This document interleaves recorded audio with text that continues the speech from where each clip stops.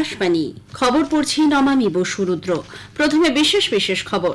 লোকসভা নির্বাচনের তৃতীয় দফায় আগামী 7ই মে 10টি রাজ্য ও 2টি কেন্দ্রশাসিত অঞ্চলের মোট 93টি আসনে ভোট নেওয়া হবে। এজন্য জোরদার প্রচার চলছে। পশ্চিমবঙ্গ সহ দেশের বহু রাজ্যে চলছে তীব্র তাপপ্রবাহ। আবহাওয়া দপ্তর আগামীকাল পর্যন্ত লাল সতর্কতা জারি করেছে। ইসরায়েলের প্রধানমন্ত্রী দক্ষিণ গাজায় আক্রমণ অব্যাহত রাখার হুঁশিয়ারি দিয়েছেন। শব্দের চেয়েও দ্রুত গতির ক্ষেপণাস্ত্র সহায়ক টর্পেডো স্মার্ট প্রতিরক্ষা ব্যবস্থার আজ সফল উৎক্ষেপণ হয়েছে।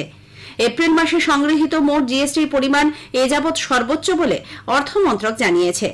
আজ ঐতিহাসিক 1 মে আন্তর্জাতিক শ্রমিক সংহতি দিবস নানা অনুষ্ঠানের মধ্যে দিয়ে উদযাপিত হচ্ছে। আইপিএল ক্রিকেটে আজ চেন্নাই সুপার কিংস পাঞ্জাব কিংসের মুখোমুখি হচ্ছে। আর বিস্তারিত খবরে, লোকসভা নির্বাচনের তৃতীয় পর্যায়ে 10টি রাজ্য ও 2টি কেন্দ্রশাসিত অঞ্চলের 93টি আসনে আগামী 7ই মে ভোট নেওয়া হবে। আসলে ওই দিন 94টি আসনে ভোট নেওয়ার কথা ছিল, কিন্তু মধ্যপ্রদেশের বেতুল আসনে ভোট গ্রহণ দ্বিতীয় থেকে তৃতীয় দফায় নিয়ে যাওয়া, গুজরাটের সুরাট কেন্দ্রে বিজেপি প্রার্থী বিনা প্রতিদ্বন্দ্বিতায় নির্বাচিত হওয়া এবং জম্মু কাশ্মীরের অনন্তনাগ রাজৌরি আসনে নতুন করে ভোটের তারিখ স্থির হওয়ায় তৃতীয় দফায় ভোট গ্রহণে আসন সংখ্যা দাঁড়িয়েছে 93-এ। জম্মু কাশ্মীরের অনন্তনাগ রাজৌরি আসনে 6ষ্ঠ দফায় ভোট নেওয়া হবে।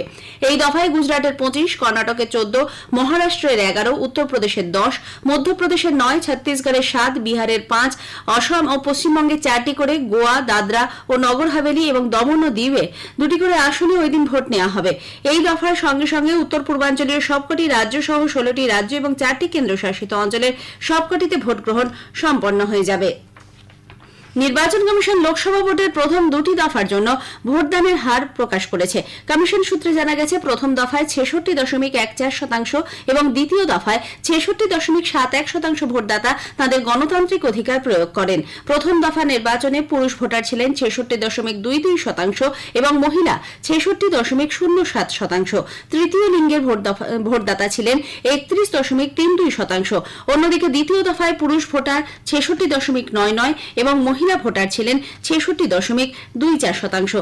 এই দফায় 23.86% তৃতীয় লিঙ্গের ভোটদাতা তাদের গণতান্ত্রিক অধিকার প্রয়োগ করেছেন।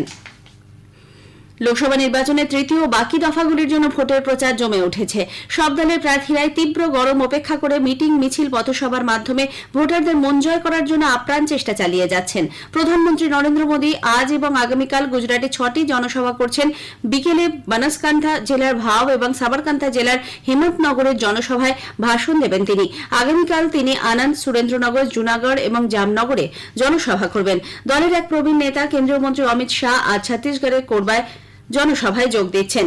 রাজস্থানের মুখ্যমন্ত্রী ভজনলাল ঝাড়খণ্ডের হাজারিবাগে বিজেপি প্রার্থীর সমর্থনে এক জনসভা করছেন।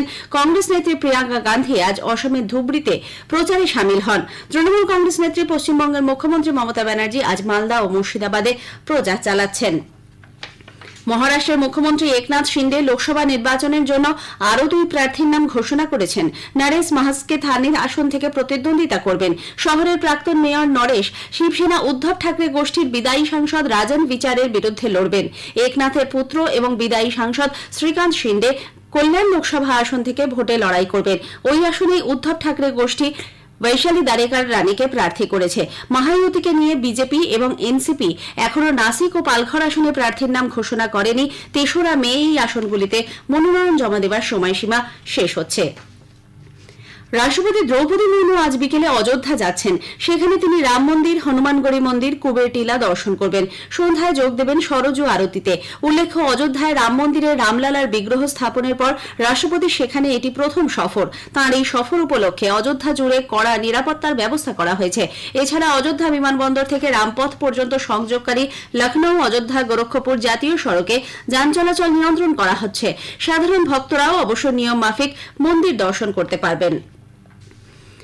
ভারতীয় আবহাওয়া দপ্তর আইএমডি আগামীকাল পর্যন্ত গাঙ্গেয় পশ্চিমবঙ্গ, ওড়িশা, বিহার এবং ঝাড়খণ্ডে তীব্র তাপপ্রবাহের লাল সতর্কতা জারি করেছে।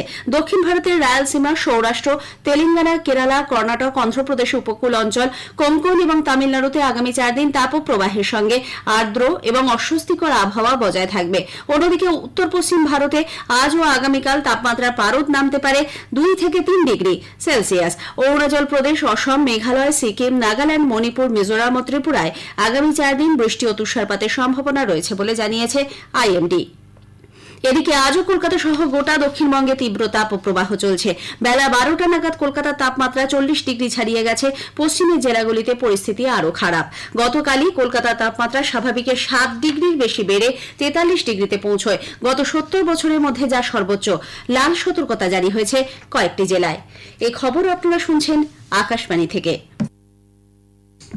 ইসরায়েলের প্রধানমন্ত্রী বেঞ্জামিন নেতানিয়াহু বলেছেন, হামাস জঙ্গিদের কাছ থেকে ইসরায়েলি নাগরিকদের মুক্ত করার আলোচনা চললেও দক্ষিণ গাজার রাফা শহরে আক্রমণ চলবে।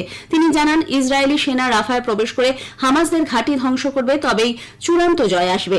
ইসরায়েলি পণবন্দীদের পরিবারের সঙ্গে বৈঠকে নেতানিয়াহু বলেন, চুক্তি হোক অথবা না হোক আক্রমণ হবেই, তবে অসামরিক ব্যক্তিদের নিরাপত্তা সুনিশ্চিত না করে রাফা আক্রমণের ব্যাপারে মার্কিন যুক্তরাষ্ট্র পুনরায় ইসরায়েলকে সাবধান করেছে।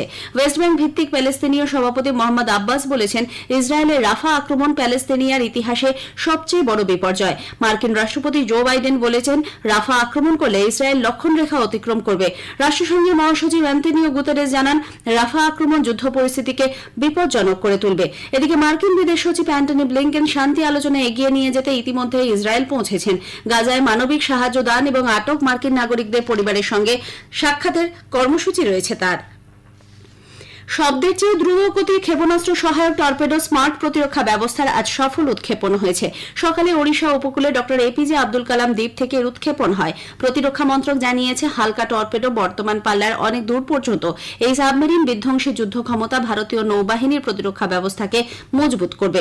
মন্ত্রক আরও জানিয়েছে, স্মার্ট হল পরবর্তী প্রজন্মের ক্ষেপণাস্ত্র ভিত্তিক হালকা ওজনের টর্পেডো আক্রমণ ব্যবস্থা। প্রতিরক্ষা গবেষণা ও উন্নয়ন সংগঠন ডিআরডিও এটির নকশা তৈরি ও নির্মাণ করেছে।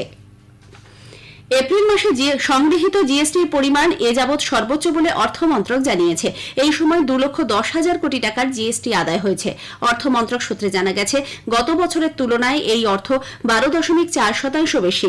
অভ্যন্তরীণ লেনদেন এবং আমদানির পরিমাণ বেড়ে যাওয়ায় জিএসটি আদায়ে এই বৃদ্ধি বলে জানা গেছে।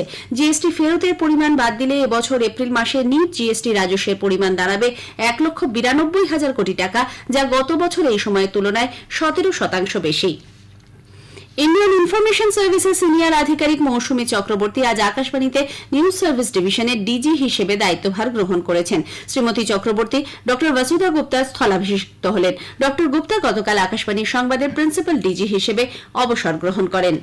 Indian institute of mass communication IIMC আগামী শিক্ষাবর্ষ থেকে দুটি নতুন বিষয় স্নাতকোত্তর পাঠ্যক্রম চালু করেছে। 2024-25 শিক্ষাবর্ষ থেকে আইআইএমসির নতুন দিল্লি ক্যাম্পাসে মিডিয়া বিজনেস স্টাডিজ এবং স্ট্র্যাটেজিক কমিউনিকেশনে স্নাতকোত্তর করতে পারবেন পড়ুয়ারা। দুটি বিষয়েই 40টি করে আসন রয়েছে।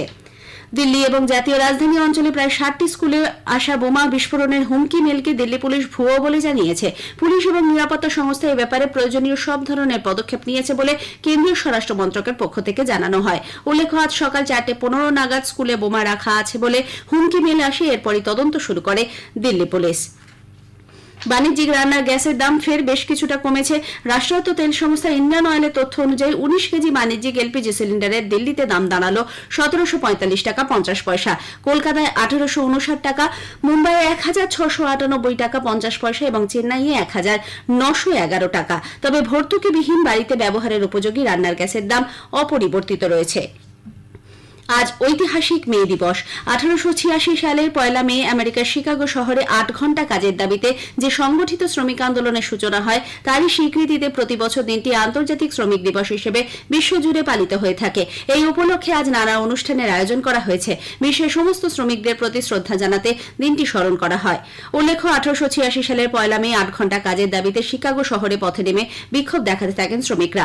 আন্দোলন চলাকালীন পুলিশের সঙ্গে সংঘর্ষে কয়েকজন শ্রমিকের মৃত্যুও হয়। এই ঘটনার পর থেকে 1889 সালে আন্তর্জাতিক সমাজতান্ত্রিক সম্মেলনে শ্রমিকদের অধিকার নিয়ে প্রস্তাব পেশ করা হয়। সম্মেলন শেষে 1 মেকে শ্রমিক দিবস এবং ছুটির দিন ঘোষণা করা হয়। আইপিএল ক্রিকেটে আজ চেন্নাই সুপার কিংস খেলবে পাঞ্জাব কিংসের বিরুদ্ধে। চেন্নাইয়ের এমএ চিদম্বরম স্টেডিয়ামে খেলা শুরু হবে সন্ধ্যে 7:30টায়। দুটি দলই 9টি করে ম্যাচ খেলেছে। শেষ করার আগে খবরের বিশেষ কিছু অংশ আরও একবার। লোকসভা নির্বাচনের তৃতীয় দফায় আগামী 7 মে 10টি রাজ্য, 2টি কেন্দ্রশাসিত অঞ্চলের মোট 93টি আসনে ভোট নেওয়া হবে। পশ্চিমবঙ্গ সহ দেশের বহু রাজ্যে তীব্র তাপপ্রবাহ চলছে। খবর শেষ হলো।